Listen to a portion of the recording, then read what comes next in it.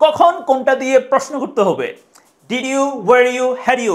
দেখেন সবাই, pay the bill. First of all I'll teach you how to use did you. দেখেন সবাই, আমরা বেসিকলি আমরা যখন হচ্ছে গিয়ে ফার্স্ট টেন্সে প্রশ্ন করি, যেমন তুমি বিল দিয়েছিলে, কি বলা হবে ইংলিশে? You paid the bill. তুমি বিলটা দিয়েছিলে, ইউ পেইড, মানে পেইডটা কি হয়ে যাবে? পেইড হয়ে যাবে না ফার্স্ট টেন্সে গেলে? অবশ্যই। তাহলে পেইড, পেইড, তাহলে কি বলা হবে? You paid the bill. তুমি বিলটা দিয়েছিলে। এখন প্রশ্ন করার ক্ষেত্রে ফার্স্ট টেন্সে কোনো কাজ করেছিল কি না এটা জিজ্ঞেস করতে আমরা ডিড ইউ দিয়ে প্রশ্ন করব, রাইট? Very easy. দেখেন, তাহলে পে মানে কি? দেওয়া না এখানে? পে মানে একটা ভার্ব না? এটা একটা ভার্ব ওয়ান, তাই না? পে। তো এই যে আমি যদি বলি তুমি বিল দিয়েছিলে, ইউ পেইড দ্য বিল, তো এখানে পেইডটা কিন্তু ভার্ব টু, মানে ভার্বের পাস্ট ফর্ম। তো এই ক্ষেত্রে কিন্তু ভার্বের পাস্ট ফর্ম, তাই না? প্রশ্ন করলে কি হয়ে যাবে? Did you pay. অতীতকালে মানে ফার্স্ট টেন্সে প্রশ্ন করতে হলে ডিড ইউ দিয়ে প্রশ্ন করতে হবে। আর ডিড ইউ দিয়ে প্রশ্ন করলে তখন আবার কিন্তু ভার্ব ওয়ান হয়ে যাবে, মানে ভি ওয়ান হয়ে যাবে, ফার্স্ট ফর্মটা আর হবে না, এটা আবার প্রেজেন্ট মানে হচ্ছে বেস ফর্ম হয়ে যাবে। দেখেন, তাহলে বলা হবে did you pay, did you pay the bill. তুমি কি বিল দিয়েছিলে? যদি বলি তুমি ইম্পোর্ট মানে কি বলতো? আমদানি করে না? You imported the product. তুমি পণ্যটা আমদানি করেছিলে। ইউ ইম্পোর্টেড, এটা পাস্ট ফর্ম। এখন প্রশ্ন করলে কি বলতে হবে? তুমি কি আমদানি করেছিলে পণ্যটা? তাহলে কি বলতে হবে?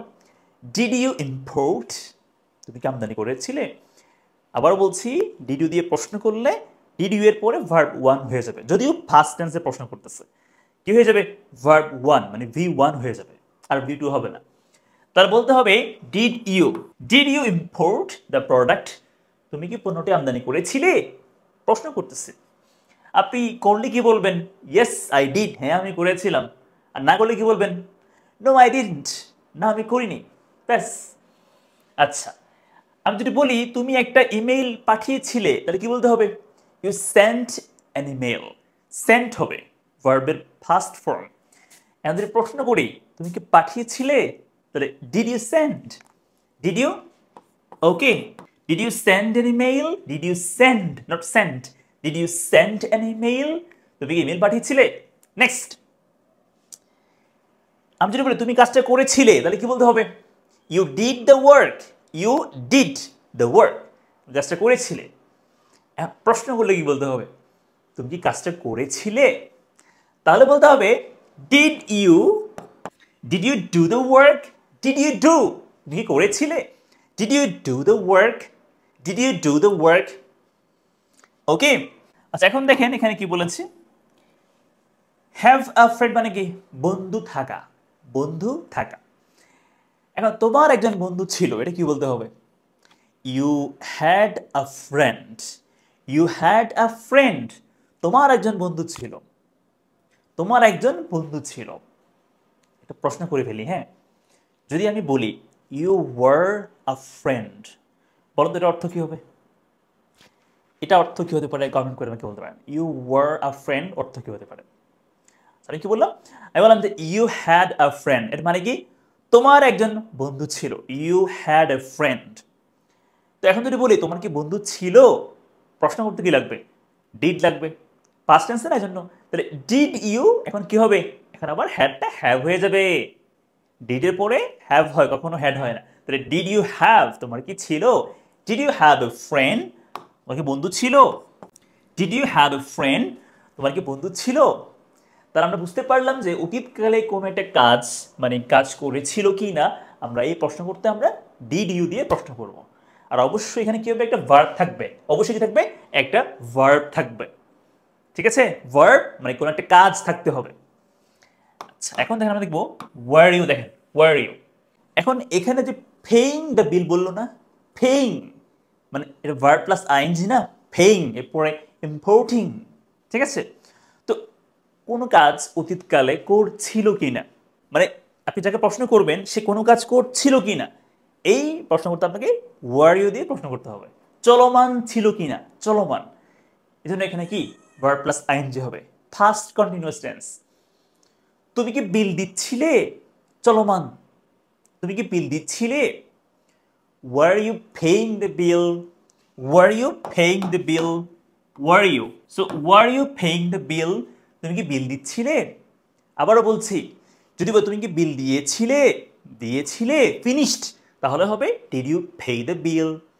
আর তুমি কি বিল দিচ্ছিলে মানে দেওয়ার সময় চলমান ছিল, এই জন্য were you paying the bill, paying হবে পেইং, হ্যাঁ পেইং বলতে হবে। তুমি কি পণ্য আমদানি করছিলে, চলমান ছিল কি না, আমি এই প্রশ্ন করতেছি, তাহলে কি হবে were you importing the product, were you importing the product, তুমি কি পণ্য আমদানি করছিলে। আর তুমি কি পণ্য আমদানি করেছিলে, তাহলে did you import the product, did you import, তুমি কি আমদানি করেছিলে। আর ওয়ার ইউ ইম্পোর্টিং, তুমি কি আমদানি করছিলে, হ্যাঁ এটা হচ্ছে চলমান কন্টিনিউয়াস। তাহলে ক্লিয়ার হয়ে গেল। ঠিক এখানেও কি হবে দেখেন আপনারা, এখানে কি হবে, তুমি কি পাঠাচ্ছিলে, ওয়ার ইউ সেন্ডিং, ঠিক আছে, তুমি কি করছিলে, ওয়ার ইউ ডুইং, এরকম। এখন দেখেন, যখন আমরা হচ্ছে কোনো ব্যক্তির পরিচয় মানে নাউন আর কি, হ্যাঁ নাউন, এরপরে কোনো ব্যক্তির গুণাগুণ মানে অ্যাডজেক্টিভ, এরপরে কোনো স্থান জায়গা, হ্যাঁ একটা অ্যাডভার্বিয়াল ফ্রেজ, আমরা এরকম ক্ষেত্রে প্রশ্ন করতে ওয়ার্ড ইউ দিয়ে প্রশ্ন করব।